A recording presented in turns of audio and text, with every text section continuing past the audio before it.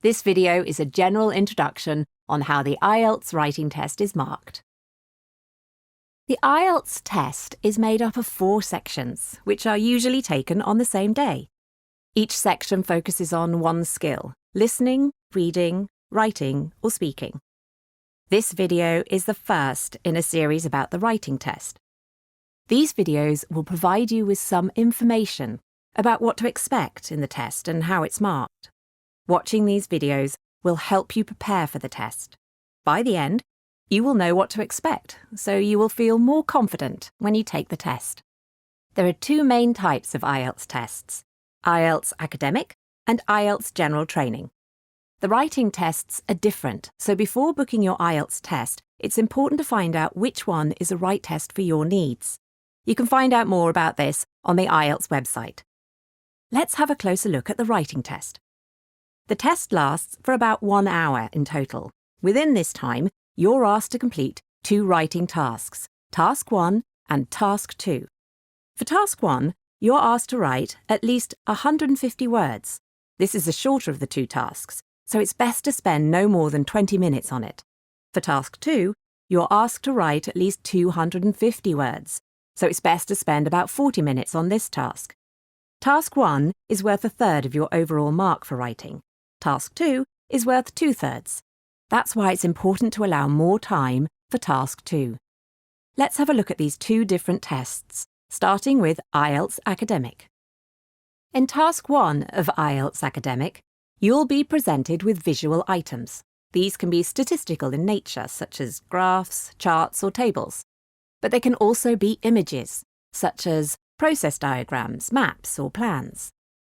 Here are some examples of visual items in Task 1 questions. As you can see, they're very different in appearance, but what you're asked to do in each case is quite similar. You should write a description of what you see in your own words. In your description, you should summarise the information by selecting and reporting the main features and make comparisons where relevant. This should be in a formal or neutral style.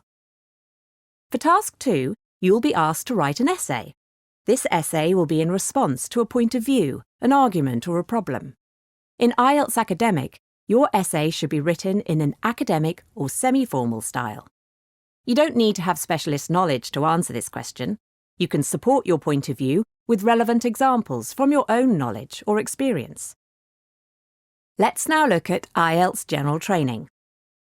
In IELTS General Training, for Task 1, you'll be asked to write a letter.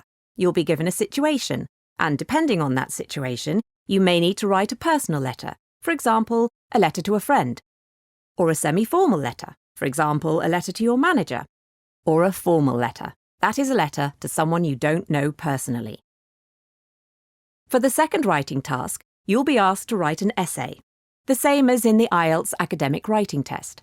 This essay will be in response to a point of view, an argument, or a problem. You'll support your point of view with relevant examples from your own knowledge or experience. How will your writing be marked? Examiners use 4 analytical assessment criteria. The first criterion is task achievement. This is used for Task 1 responses. It assesses how fully, appropriately, accurately, and relevantly your response fulfills the requirements of the task.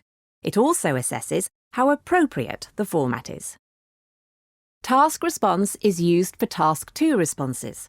It assesses how fully you respond to the task, how your main ideas are extended and supported, how relevant your ideas are, how clear your position is, and how appropriate the format you've used is. The second criterion is coherence and cohesion. This assesses how well you've organised your response, how logical the development of the message is, and how well you've linked the information, ideas, and language in your response. The third criterion is lexical resource. This assesses the range of vocabulary you use, how accurate it is, and how appropriate it is for the task or topic in question. Finally, there's grammatical range and accuracy. This assesses the range and appropriacy of grammar you use, and the accuracy of your sentences. The band descriptors can be found on the IELTS website. As a test taker, it's helpful to know as much as possible about a test you're planning to take. The more you know, the more effectively you'll be able to prepare for the test. With that in mind, in the videos that follow, we'll be discussing the writing criteria in more detail. We'll be looking at examples and responses at different levels, and discussing why a particular band has been given. Thanks for watching.